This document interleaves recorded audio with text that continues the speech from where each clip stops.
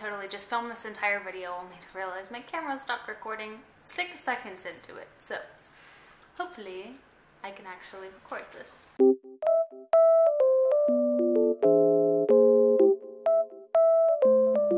Hello friends and welcome back to my channel. My name's Maddie and today I'm going to be reviewing the books I read in January and my statistics that went along with it.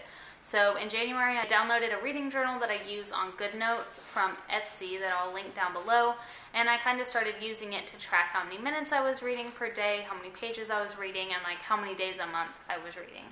So I'm going to be sharing those with you first, and then I'll get into the books that I read. So I kind of did an average. I think I read about 50 pages an hour, and so I divided 60 by 50, and that's 1.2. So to get the amount of minutes I read per day, what I did was for every page I read, I multiplied by 1.2 minutes and got a total from that, because if I timed myself from starting the book to whenever I stopped, it would take me so much longer because I get distracted. I don't always read just 50 pages in a row or whatever, so that's how I got the amount of time that I read this month. Also, the audiobook that I read I did not include in my minutes, but I'll let you know how long I listened to that for. So first off, I kind of kept track on this graph of how long I read per day. I had to round up or down based on the key at the bottom, but the black pages are days that I did not read. So my goal was to read 15 days out of the month, and I actually read 25. So I exceeded that goal. My goal for pages read this month was 600, and I read 2,058. And then my goal for minutes read was 465, and I read 2,416. So surpassed those goals. My goal for books of the month was 2 books in the month, and I've read 5. At the end of the month, I finished with 2 3-star books, a 4-star, and 2 5-star books. I read 1 ebook on my Kindle, and I listened to 1 audiobook, and the rest were physical. So the first book I read this year was Phantom by Greer Rivers. I read this on my Kindle, and I got it off of Kindle Unlimited for free. This is a Phantom of the Opera retelling about a girl named Charlotte who goes to school at an opera house, and after the death of her father, kind of is struggling with a new diagnosis of bipolar and also just kind of keeping friends. She has one best friend that is her entire support system, but has no other family. So obviously, if you know the story of the Phantom of the Opera, she has her demon of music instead of angel of music, who leaves letters and sheet music for her that she then turns into songs. And she also has her childhood sweetheart, which in this story she doesn't really see it that way because there's a large age difference between them, but he refers to himself as her childhood sweetheart. So the Phantom and the childhood friend are the basically leaders of their own kind of family gang that they have. This takes place in New Orleans, and the 2 families kind of split the city in half, and there's like a rivalry in between. So back to our girl Charlotte. After her father's death, she has a manic episode and gets diagnosed with bipolar and kind of still struggles with that. Especially before she meets the Phantom, she's not sure if she's in a manic episode or if he's actually real, but the letters are there, so he has to be real, so she kind of struggles with this.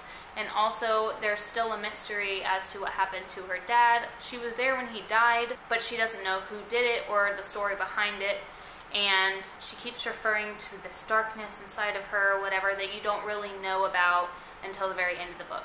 So she meets the Phantom, starts falling for the Phantom, but then the friend shows up and she is like thrown into this love triangle or whatever, and then also the mob feud of the city, and then she starts falling for the Phantom, but is also still like hesitant because of what happened to her dad. And when she starts finding out the things that he's involved in, she starts wondering if he could have had something to do with it or whatever. I gave this book 3 stars. It wasn't necessarily the writing, there were definitely some cringy parts, but it also started to give me a better perspective about Phantom of the Opera. If you've ever watched it or been to the opera or anything, that you know what I'm talking about. But in the movie and the opera, their relationship, I don't know, it's kind of romanticized, you know. In this book, you get the Phantom's perspective, and it really just brings to light how creepy he is. Like, my girl has Stockholm Syndrome. It's bad. So, that's not the author's fault, but like I said, it was kind of slow, and there were some cringy parts, and he was just, like, gaslighting her, and being creepy, saying that she's his and no one else's, and, you know, blech, I don't like that very much. So, but it is free on Kindle Unlimited if you'd like to read it. It wasn't the worst thing I've ever read, but I also kind of question the bipolar representation. I, to my knowledge, don't have bipolar, so I can't really speak on it, but I just don't know if it is an accurate representation. So know that going into it. Alright, so the next book I physically read, and it's called The Poison Season by Mara Rutherford. So this story follows the main character named Lilo and her brother Tate, and they live on an island that is surrounded by a poisonous lake in a wandering forest, and that's a lot to follow. But basically, part of the island is a forest, and they call it a wandering forest, and it moves around based on its need. The lake surrounding the island is poisonous, like I said, and keeps things out and keeps people from leaving. So anything that touches the water basically disintegrates. People, birds, leaves, flowers, they go. So the magic system in this story is singing. They use their voice to lure prey when they're hunting or to mourn. I don't really know how else it works outside of the hunt or the killing song or whatever it's called, but that's the general idea. So when you're 12 years old, if you have not developed your magic yet, you are called an Encanto, and you are sent away off of the island in a boat that somehow doesn't dissolve in the water. So as they approach his 12th birthday, Tate still has not received his magic and is sent away with a couple of other kids to basically the outside world. And the boat stays over there, and an outsider ends up back on their island. So before all of this, one of the girls in the town is caught with her lover, who was sent away at one point and somehow managed to get back onto the island. And basically, if you were an outsider and you're caught on the island, you are sacrificed to the forest. So you can run into the water or you can run into the forest, but either way you die. So he ends up dying, and so everyone kind of sees the consequences of what it's like to harbor an outsider or for an outsider to even make it to the island. So, as I said before, the boat from when her brother went over is left on the other side of the shore. An outsider is being chased by a wolf, gets in the boat, ends up back on the island, where Lilo kind of helps him and then realizes that she shouldn't because there's consequences.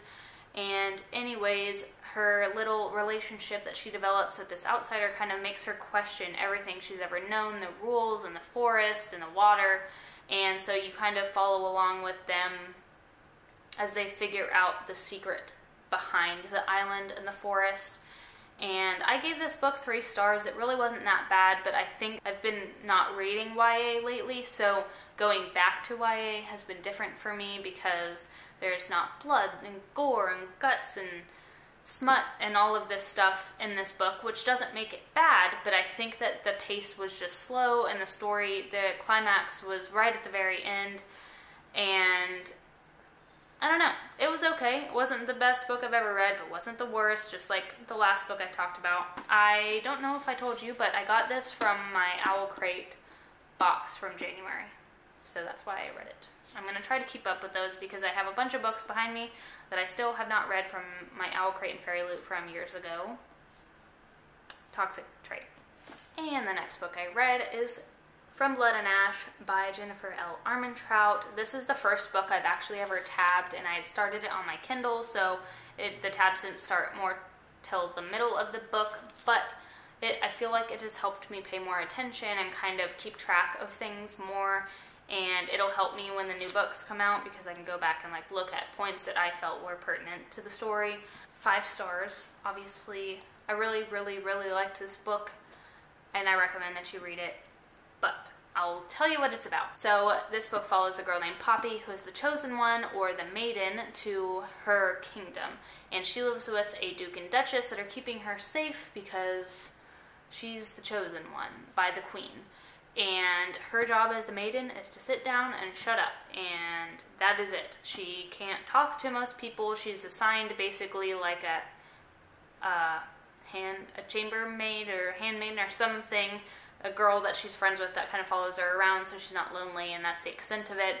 She wears a veil so no one besides the guards and the Duke and the Duchess and her friend know what she looks like, which can be used to her advantage, but she is under all these rules and restrictions, and she is approaching her ascension. And during your ascension, you become immortal, and that is reserved for like the royalty or the rich people, like special people. Not everybody gets to do it. So she is approaching this ceremony that's supposed to like be the ascension of all ascensions and help everybody else's after her or something, yada yada. And she starts questioning her place in society and her job as a maiden because she really doesn't like it that much. She can't do anything. She can't talk to anyone. She's being punished for existing. And basically, before this can happen, shit goes down, and she kind of has trouble figuring out who's the bad guy, who is the good guy.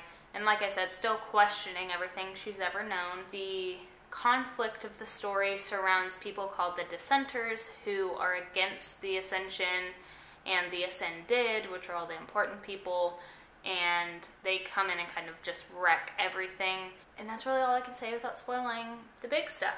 But that is the story. I really, really enjoyed this book. It will probably be a favorite of the year. The next book I read is Kingdom of Flesh and Fire. This is the second book in the From Blood and Ash series. The first book I've ever fully tabbed from start to finish.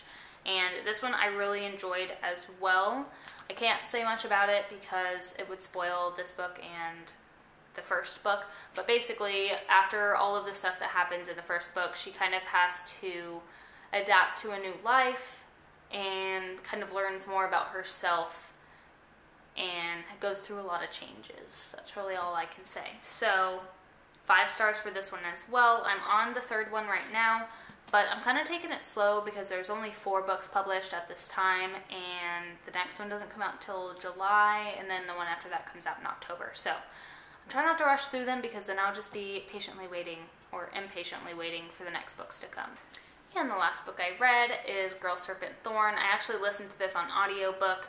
I decided that because I have a bunch of books on my shelf that I have not read and do not have the time to read, because I have things that, or books that I feel are more important, I decided I would start trying to listen to them on audiobook to kind of knock them off my physical TBR. So this book I got a couple years ago in a Fairy Loot or an Owl Crate box and haven't read it. So this follows a girl named Soraya who is cursed. When her mom was 13 years old, she ran to this demon. Demon cursed her firstborn daughter, not child, because she has an older brother. And her curse is that her touch is poisonous. It kills any living thing that she touches, and she has to wear gloves. It's a whole Elsa type situation. Basically, she's kind of hidden from the public by her family. Her family moves around from different houses every season, and every spring they come back to where Soraya stays at. And when they return this season, they bring back a new knight that I guess did something heroic, and this family made him a knight. So they come back with him, but they also bring back a demon that they put in the dungeon. So Soraya thinks that if she goes and talks to the demon, she'll figure out how to get rid of her curse.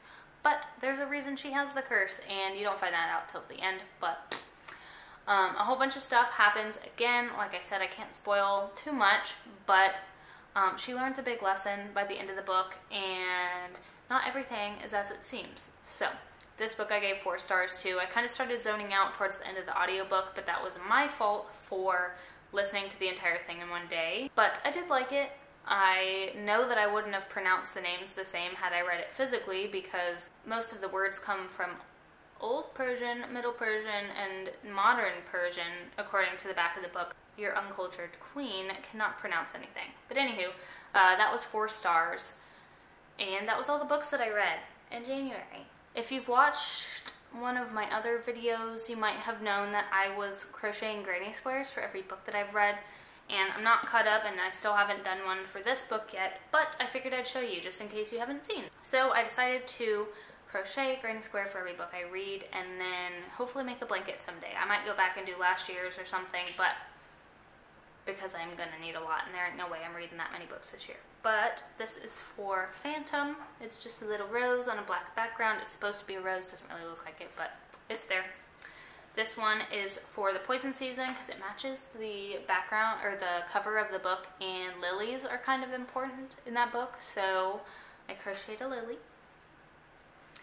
This is for From Blood and Ash. It's a little bow and a sword or a dagger, whatever you want to say that it is. And then this last one is from Kingdom of Flesh and Fire, and it's Blood Tree, which if you know, you know, and if you don't, read the books. So I still have one more to do for last month, and then I've already read some books this month, so I gotta catch up.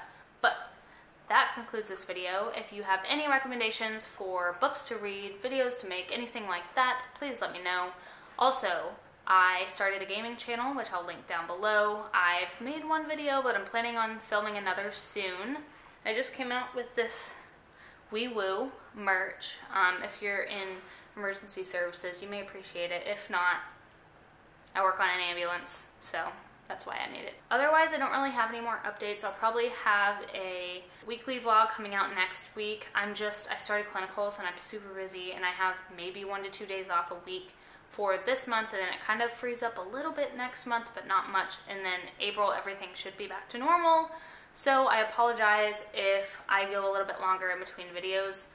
For the time being, I'm still filming, I promise, but I'm busy and I can't be filming at work like with patients or at clinicals, so it's going to be a little mundane for a little bit, but we'll get it figured out. So thank you so much for watching, and I hope you come back to watch another. I'll see y'all later. Bye.